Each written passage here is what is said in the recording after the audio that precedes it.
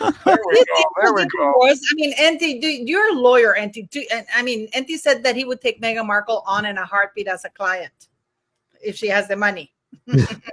She has the cash, yeah. Who has the cash? Pony up. Pony up.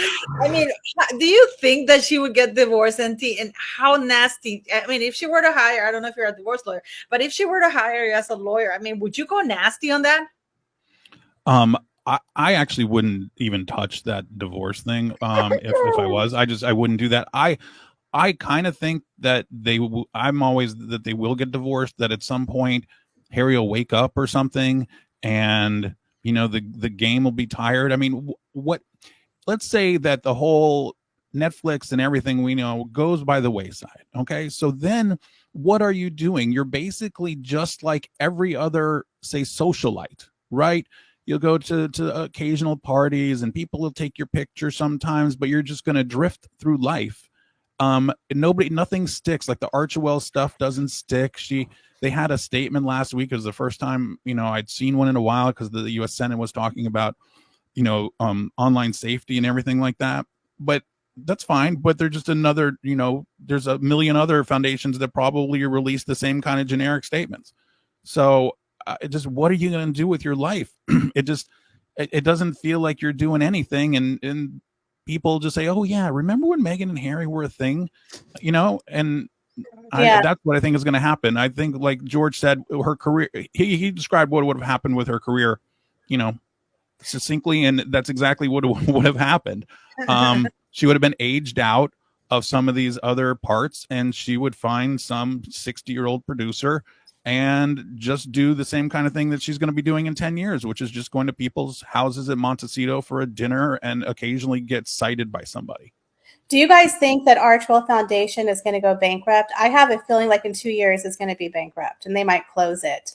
Do you guys think they're going to keep it going for a while? Because now aren't they? It wasn't There's there no money coming in, right? The tax. 600,000, I thought, was the last money they got. Yeah, the last year. Sorry. I think the IRS is asking questions now. Did you guys see that story? How they're questioning Archewell Foundation?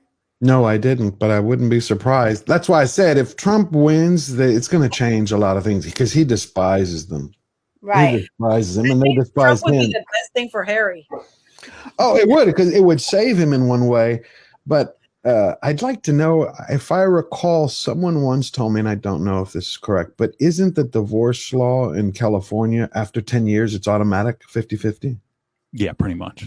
Okay, so I used to think that she's going to wait till the 10th anniversary, because didn't Tom Cruise used to get divorced almost a year before the 10th anniversary? His first, That's to Nicole Kidman, right? Yeah, it was like, but he did it also to Mimi Rogers. It was like, 8.5 years, time to go. Nicole, it's up. 9 years time. It's like he never waited till that last. It's like no. He always waited till his wives were 33. Every single one of his wives were 33. I'm not kidding. No, I didn't know that. Wow. They were 33. Well, the third one, she left him because he was trying to take their daughter Suri and bring her into Scientology. And she's like, nope. But literally all three of his wives divorced at 33. You can look that up. Yeah. So in California, then, on the 10-year mark, she could automatically claim half. NT, is that correct? Yeah, I mean, it depends on the agreement. Like if you look at like Kevin Costner's situation or whatever, that was longer than 10 years. So it depends on the prenup and what it says. But if there's no prenup, Harry didn't make her sign a prenup. Then after 10 years, it's half hers. Or an NDA.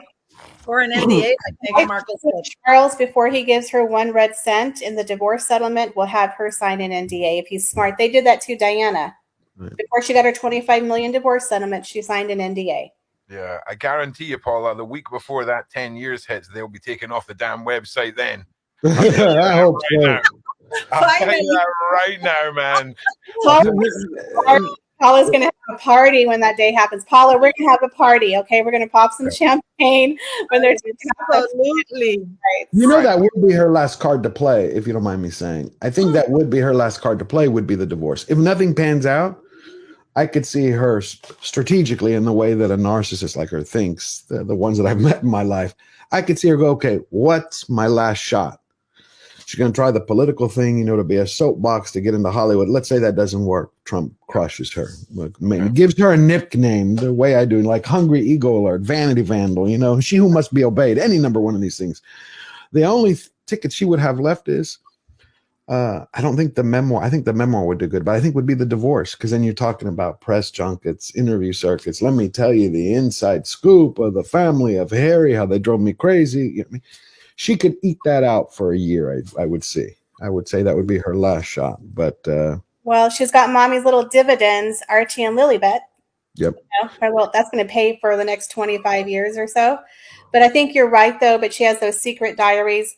But she's going to hold that book over their head for sure to get a nice settlement. She's smart. If she's smart, she's been recording Harry, everything he's been doing.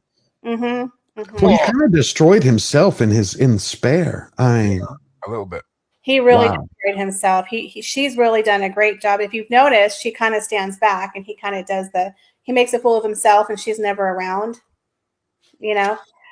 And if you were to choose one customer, if they tell you have to represent either Meghan or Harry in that divorce, Oh, that's a who great. would you choose? That was a real sigh of decision. That was one of those real sighs. I think I would probably choose Harry, because then I could depose Meghan. Ooh. But can she answer questions? Is she obliged to answer questions? Let me just Google what. Yeah, deposition for sure, because you're talking about finances and yeah, for sure, 100%. Oh my! And you have the backing of. I can assume that if Harry and Meghan get divorced, that the royal family will back Harry, because they always back their own, right? Yeah, they probably pay the bill on time rather than Meghan. I think that Meghan would be tough to get the money from, because she'd be like, oh, well, I don't have the money, but when we get divorced or whatever, then, you can get paid out of that. So I would rather have Harry as the client, and that way, you're going to get paid. Are they wealthy? There's a lot of speculation, because we know that Spotify, I don't think they gave them much. Neither did Netflix. I mean, I don't think they have given them the hundreds of millions. The book, he's only written one book.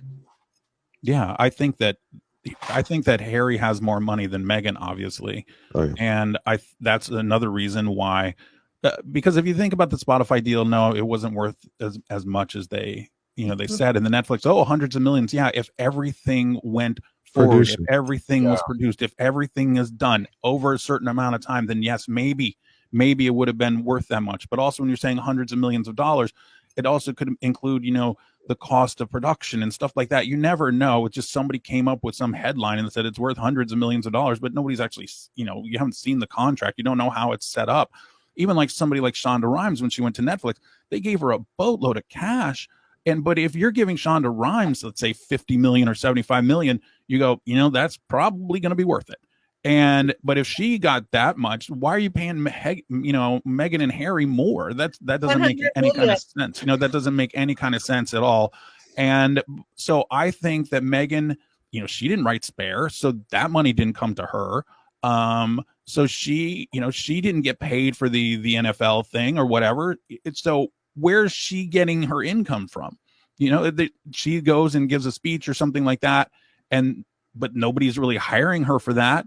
So she's essentially just living off of Harry's money at this point, which is why, again, and I wouldn't want to represent her. I'd rather represent Harry.